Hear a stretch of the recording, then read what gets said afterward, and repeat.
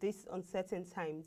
We have with us on the show a Chartered Finance Analyst, Elizabeth Ekpo. Thank you very much for joining us on the program today. It's great to have you with us. Thank you very much for having me as well. So we've seen, basically for the uppermost part of the year up until this point, we've had the COVID-19 pandemic taking over issues and taking over things that have really been happening. But how can you say COVID-19 has redefined personal finance for individuals? The COVID-19 pandemic is an unprecedented event. No one predicted the outbreak or the magnitude of the impact on the global economy. But it has also brought to the fore one of the things that we have always known, which is the fact that life is full of risk, uncertainties, but also opportunities. A lot of people have come into financial difficulties due to the negative effects of the COVID-19 pandemic on the global economy, but also on business and household income. So more now than ever, people are beginning to rethink and be intentional about the way they manage their finances. So financial decisions such as spending less than you earn, saving, or having an emergency fund is more critical than ever, because this will provide the initial buffer you will need that will cushion against an immediate or sudden job loss or pay cuts. Another area will probably be in the way we manage our investments and the importance of maintaining a well-diversified portfolio. A well-diversified portfolio is a portfolio that is invested across, not just across asset classes, but probably across sectors and maybe across countries as well. So the COVID-19 crisis had affected the economy in different ways. We found some sectors being hardly and badly affected by the crisis, but we've also seen sectors that are winners as a result of the crisis. So if you have a portfolio that is highly concentrated, unfortunately, in a sector that is badly affected, then you will see the value of your investment decline drastically, probably overnight. But the well-diversified portfolio will probably have investments, yes, in some of the badly affected industry, but will also likely have investments in industries that are winners as a result of the crisis. So you find that overall, your investment loss is minimal. Another area is probably the importance of having investable capital to be able to take care of, to be able to have the flexibility to take advantage of market opportunities as they present themselves. At the onset of this crisis, we saw that markets reacted negatively to the crisis. Prices were at all-time low and valuations were depressed. So those with enough capital were able to swoop in and buy assets at very low prices, hoping that when the economy rebounds, they'll be able to sell them at a profit and make a fortune. Okay, so one point is really emergency savings. This COVID-19 more than ever before has shown that emergency savings or having emergency funds is not something that you should toy with. But how people have lost their jobs during this time? How exactly do you think people like that can manage their personal finance during this time? So losing a job, especially when it is unexpected, can be very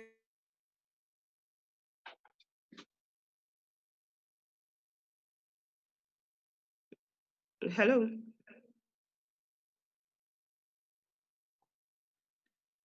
Hello, are you there? Okay, I think we've lost her there. We'll try and connect back to her.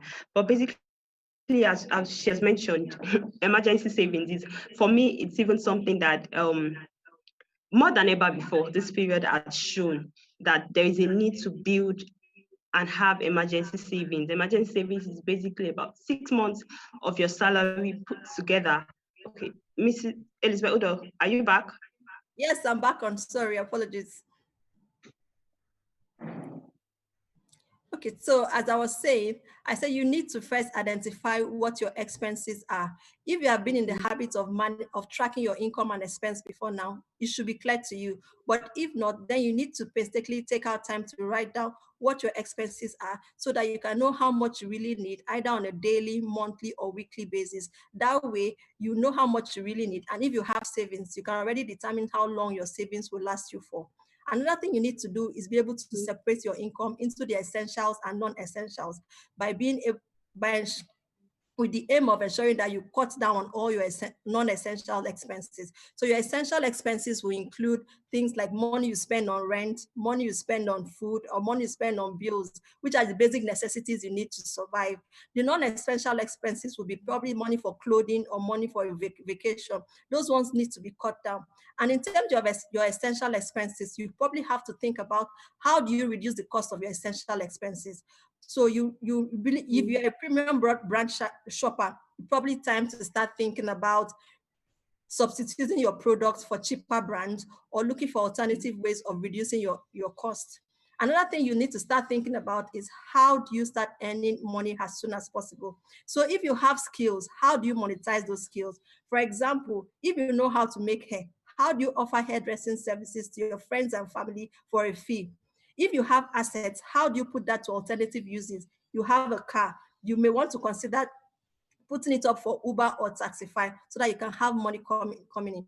Overall, the important thing is to ensure that you manage your emotions, keep hope alive, because financial stress can have an effect on your physical and mental well-being, which in turn increases your cost. So you must be assured that you are having the right attitude until things are able to start looking up for you. Okay, but let's look at, I mean, you're a financial expert. What exactly are the gains of personal finance management? Because you find out that many people get actually personally managing their finances.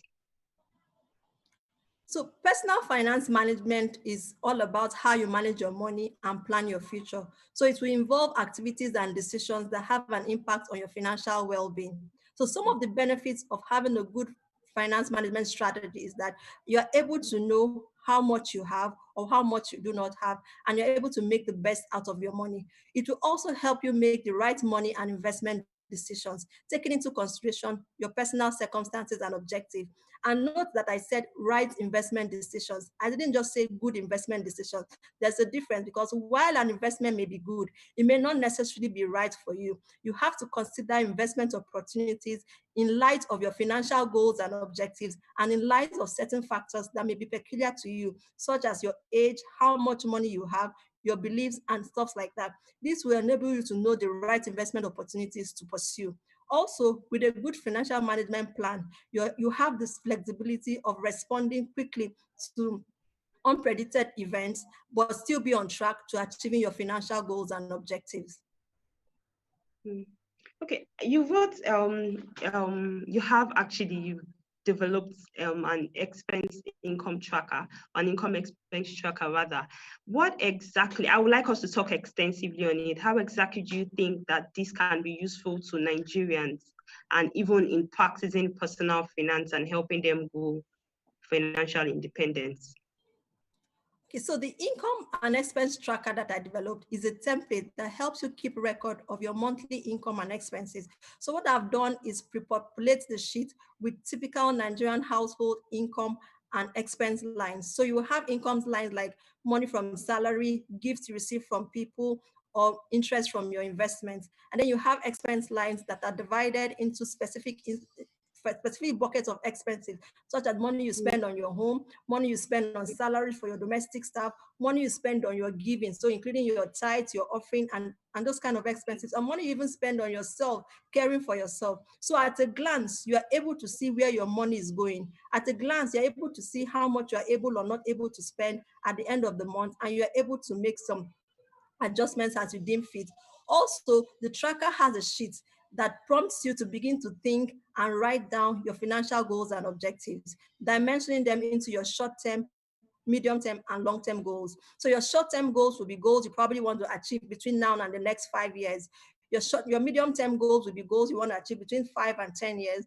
And your long-term goals will be goals you plan on achieving the next 10 years and above.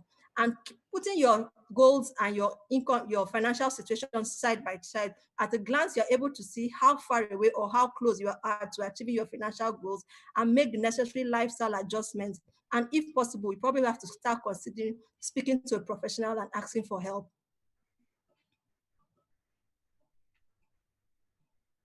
Hello? I can hear you. Okay, so basically, I would like us to take it one after the other. In setting goals for the year, we are already in the 6 months of the year, and then we have about 6 more months to go. Itemizing it, how efficient is this? And looking at it, taking it one step after the other, how possible is it to achieve these goals personally for individuals? So when it comes to setting goals, you have to think smart. You have to set your goals using the SMART methodology. So your goals have to be specific, they have to be measurable, they have to be achievable, they also have to be realistic. So the fact that we're already into the middle of the year, you probably have to ask yourself, is this goal realistic to be, or will it be possible to achieve them before the end of the year? You also have to put timelines, realistic timelines to your goals. So that's what you need to do. It's never too late or too early to start, but when you set these goals, you need to ensure that they are smart so that you are able to track them and not get discouraged at the end of the year when you are not meeting them or when you are halfway through meeting them. I would like to ask you a very interesting question. How about if, because you find out that many people set goals and then when they don't achieve them, especially financial goals, there are temptations. You could plan to save for a particular, let me just give an example of planning, probably say, I need a car by the end of this year. And you're saving in that money, and then there are some needs that come up. How can people come over that, will I say, temptation to actually spend the money instead of having the goal and then following track of what they've set? So I think what you have to determine for yourself is how important is this goal to you? And what is this alternative need that has come up that you need to spend money on? So the priority of the two will determine if you want to stick to your self-discipline to ensure that you meet your goal and consider delaying the gratification of this other need until a later time, or you want to keep on. And in making that decision, because you have a financial plan, you're able to make an informed decision when taking that alternative. So you end up not feeling bad if you do either one of them. But most importantly, you have something that you're working towards. And when you actually achieve them, you feel happy and you're confident in yourself when you achieve your goals. Would you say having a financial advisor in terms of achieving these goals would come a long way? But yes, I would say it is quite important to speak to a financial advisor. We all know that people are experts in different fields. So someone might be expert in the medical field, but may not be an expert in planning their finances. They are financial experts who would help you be able to think of ways or the investment opportunities that you need to take advantage of, or the lifestyle changes you probably should think of making to be able to achieve your financial goals and objectives. Also, financial experts also have access to more information and other type of research that you may not have access to. There's a reason why they are called experts, because they know why they are doing. So it's clearly important that you probably need to speak to a financial planner or advisor where you see that you really need to. I would like us to be very practical. Really, you'll find that many people that, and maybe even I myself inclusive, that want to have a financial balance in terms of and growing into independence and even wealth creation, don't actually have, maybe know exactly who to meet or organizations to meet. Could you suggest some that we can say, okay, I personally right now, I want to have someone that would monitor me in terms of investment, in terms of my savings. Who can I go to or where can I go to? So You are when one it of comes them, definitely. So when it comes to speaking to a financial expert, one thing you need to consider is the security of your money and the security of your assets. So most importantly, you need to look at the sector that you want to invest your money or sector that you want to speak to someone in, and consider the licensing of that person in that sector. So you probably begin to look at people who are properly registered with the Securities and Exchange Commission, who is the apex regulator of the Nigerian capital market. So you have your investment advisors, you have your stockbrokers, you have your custodians who help you keep your assets safe. But you need to ensure that those people are people who are properly registered and they have continuity, because it's a business. So when one man goes, all your asset doesn't automatically go. It's an institution that can live from generation to generation. I would like us to go into budgeting. And it's actually one of the things on the sheets, on the income expense tracker that you developed, having the fact that each month when you get a particular income for salary earners, you actually point out what exactly you want to use each fund for, and then you follow through on it. Now, in a scenario where you've budgeted the income you've received, and at the end of the month, or before the end of the month, because we find many scenarios where career individuals end up finishing the money, even with budgeting, finishing the money before the end of the month. What do you have to say concerning that? What's your perspective and advice? So if you fall into that kind of situation, then you obviously know that you are living above your means and spending more than you earn. So you need to sit down and tell yourself the truth and make the important lifestyle changes that you need to make. Where exactly are you spending more money on, and how can you cut down on such expenses? Are there expenses that are essential, or are they non-essential expenses? Are you spending too much on fast food? You may want to consider cooking homemade meals, which are cheaper. Where's your money going to? This will help you dimension how to cut down your expenses. Or you probably have to start thinking of how do you want to increase your income. So personal development then comes in. How do you develop yourself so that you can earn more? How do you get a better paying job and stuff like that? Those are some of the things you need to consider. But definitely you need to start asking yourself some serious questions and make the required changes that are necessary.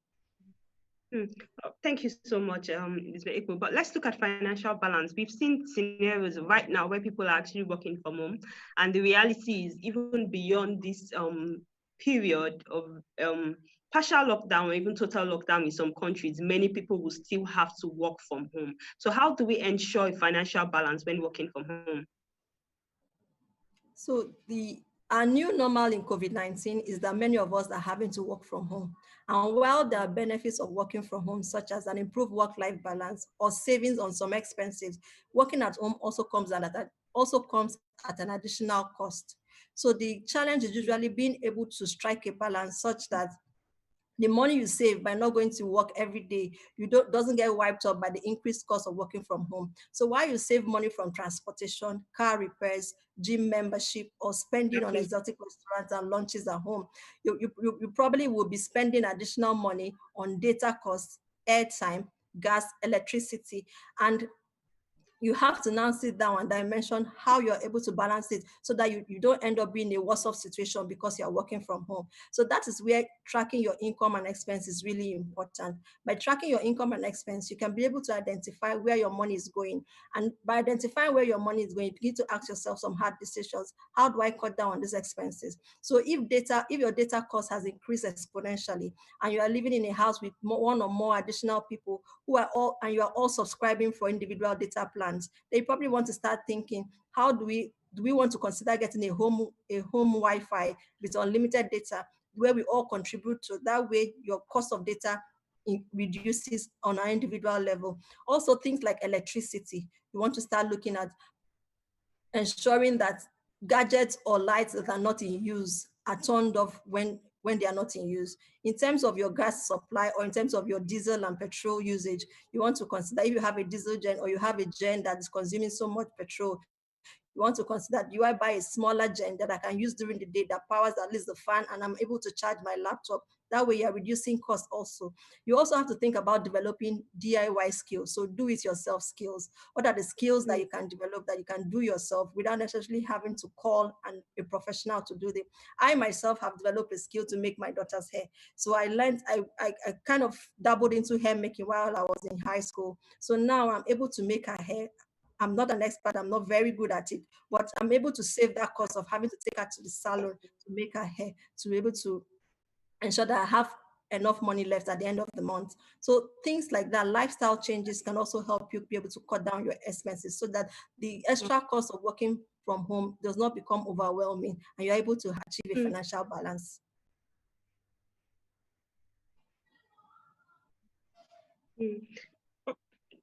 Let's move from there's a question I have on saving. So peradventure there's an individual at home or watching right now and I'm saying that I want to start saving from scratch right now.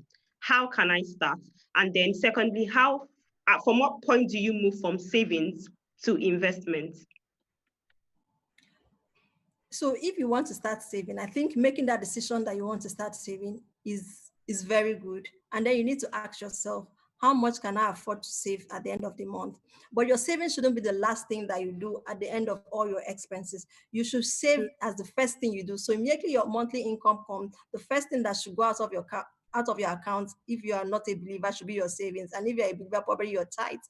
That's the first thing that, so put your savings on, automate your savings so that that's the first thing that goes out of your account. That way you have the discipline to ensure that you're saving and you're not using the money for other expenses that come up later. So typically you should be able to save at least at the start, 10 to 20% of your income should go to savings. And immediately you start saving, you need to consider investing. So investing does not necessarily have to be a lump sum. From your 5,000 naira, you can start saving instead of leaving the money idle in a regular bank account. So you can consider opening a mutual fund account where your savings automatically goes into, and you begin to earn some money until you're able to build up enough investable capital to invest in probably other high earning assets. Thank you so much for coming on the program. Unfortunately, I have to go right now. We definitely want to have you back on the program soonest to share more tips with us on how to personally manage our finances. Thank you so much, Taiwo. Thank you for having me. Thank you very much. It was great having you today. Bye-bye. All right, and that'll be all for today's human angle. If you're interested in the income expense tracker, you can send a mail to programs@poshareng.com or tweet at personalfinanceng so it can be shared with you. Also visit our website www.poshareng.com to get more updates from our news stories and videos. You can also follow us on our social media platforms showing on the screen for further updates on our market reports. So we'll come your way again next week. Thank you for watching. Do have a great weekend and bye for now.